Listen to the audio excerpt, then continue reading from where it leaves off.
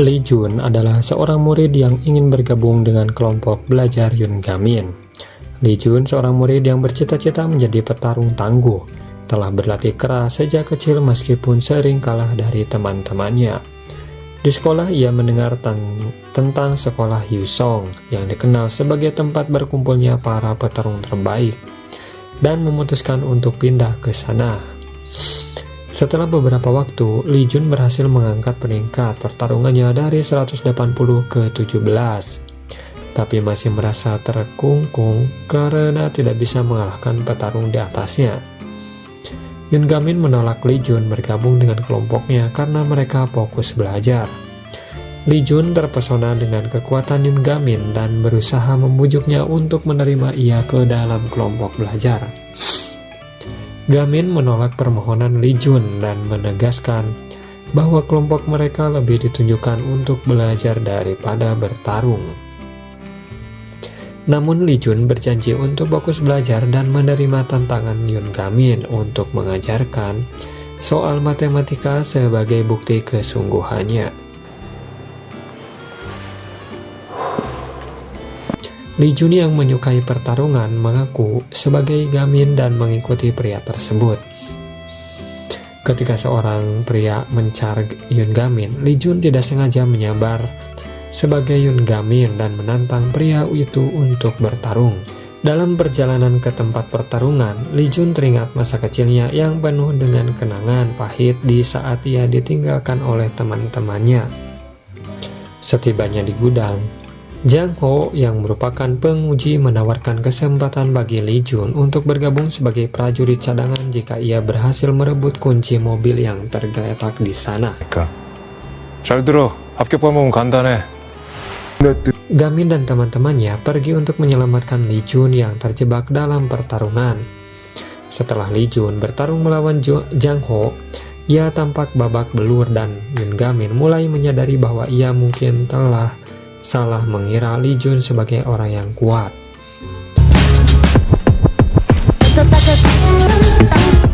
Yun Gamin dan teman-temannya pun segera berlari ke lokasi Li Jun untuk membantunya sekaligus membuktikan bahwa Li Jun mampu menjadi anggota yang berguna bagi kelompok mereka. Gamin bertarung melawan Jang Ho untuk melindungi Li Jun dan menunjukkan pengorbanan serta komitmennya terhadap anggota kelompoknya.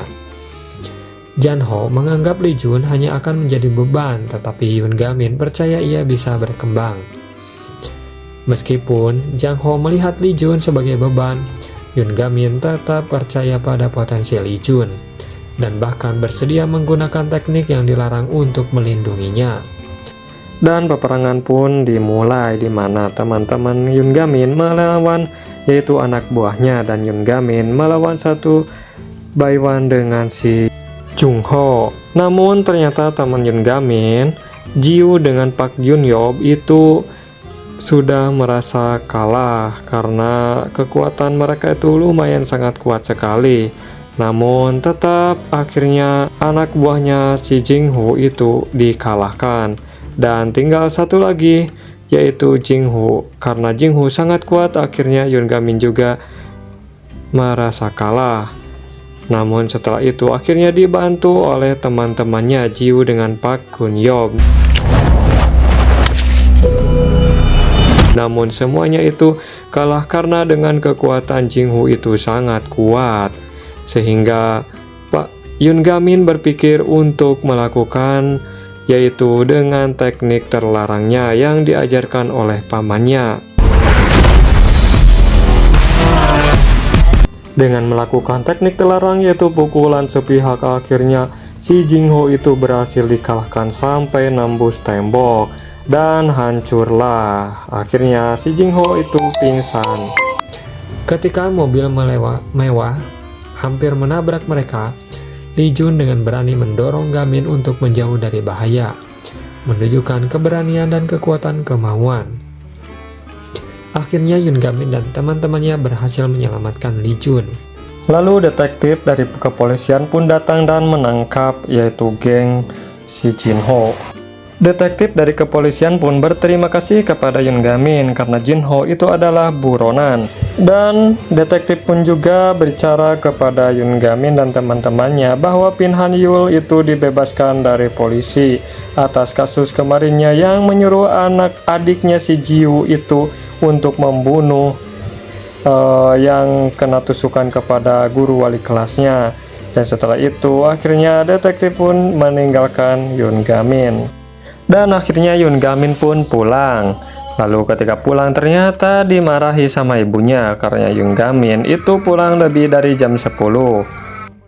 Lalu di sisi lain Pi Han Yul merasa jengkel karena kelompok belajar itu semakin kuat, termasuk Yoon Gamin dan guru Lee Han Yong. Dan bahkan Pi Han Yul memberi bintang Yoon Gamin dan guru Lee Han Yong itu bintang 4 karena memang susah untuk dilawan. Keesokan harinya, Yoon Gamin bersama kelompok belajarnya mulai semangat untuk bersekolah, namun dihadang oleh komite disiplin atau OSIS, dan disarankan Yoon Gamin bersama teman-temannya karena tidak memakai jaket disuruh dihukum. 입었는데요. 새끼가 진짜 못하니까 씨. 뭐 싫어? Namun ketika itu tiba-tiba datang guru Lee Han Yong, dan Lee Han Yong menyelamatkan mereka dan bilang kepada komite disiplin bahwa kalau lagi musim semi itu tidak dianjurkan untuk memakai jaket. Dan di sana Lee Han Yong ngobrol dengan teman kelompok belajarnya bahwa selamat sukses atas terbentuknya kelompok belajar, dan Lee Han Yong juga sudah memberitahu kepada wakil kepala sekolah bahwa kelompok belajarnya itu sudah memenuhi syarat, yaitu ada 5 orang. Lalu setelah Lee Han Yong ngobrol dengan wakil kepala sekolah, mengasih kabar baik bahwa teman-teman kelompok belajarnya akan ditukar pelajarkan dengan sekolah lain supaya kelompok belajar ini bisa keterampilan belajar dan motivasi belajar dari sekolah yang lain. Lalu keesokan harinya mereka sudah bersiap-siap untuk berangkat ke sekolah yang lain. Namun ternyata ada yang aneh dengan penampilan Jun karena dengan memakai bendera dan pakaian yang serba aneh dan dianggapnya sama orang lain itu seperti ada yang tidak beres dengan pakaian-pakaian mereka. Tiba-tiba ada salah seorang yang mau mengganggu kelompok belajar mereka, dan akhirnya mereka malah disuruh berlutut karena udah dihabisi sama si Jiwoo. Di sisi lain Yoon Gamin masih di dalam bis telat, dan guru Lee Han Yong juga menanyakan ke mana Yoon Gamin. Ternyata Yoon Gamin telat masih di perjalanan.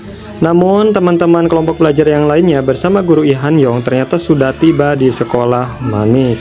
Dan akhirnya di sekolah Manil mereka ditemui sama salah seorang gurunya dan menyuruh untuk masuk ke dalam. Salah satu dari guru tersebut menceritakan bagaimana proses pembelajaran di SMA tersebut, dan ternyata SMA tersebut itu termasuk sekolah yang sangat bergengsi dan muridnya juga lumayan cukup pintar-pintar. Perbedaan di antara mereka sangat mencolok. Dalam kelompok belajar di SMA Manil terlihat jelas bahwa murid-muridnya sangat pintar dan serius dalam belajar. Keberadaan peralatan canggih di sekolah tersebut menambah kesan profesionalisme yang tinggi, sehingga menciptakan suasana yang mendukung belajar secara intensif. Lee Jun merasa tidak nyaman di lingkungan tersebut karena mengira dirinya dan temannya dianggap sebagai murid yang bodoh di hadapan kelompok itu. Perasaan cemas ini mendorongnya untuk penasaran mengapa Yoon Gamin belum juga tiba di lokasi yang dijadwalkan. Saat bertanya kepada Jiwoo mengenai pesan yang dikirim, Yoon menyadari bahwa Jiwoo melakukan kesalahan pengetikan. Alih-alih menuliskan Manil, Jiwoo justru menulis Manik.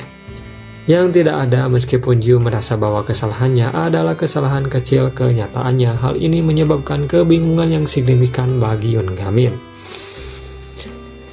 Yoon Gamin sudah tiba di depan sekolah, namun justru menemukan bahwa SMA Manik dan SMA Manil bersebelahan.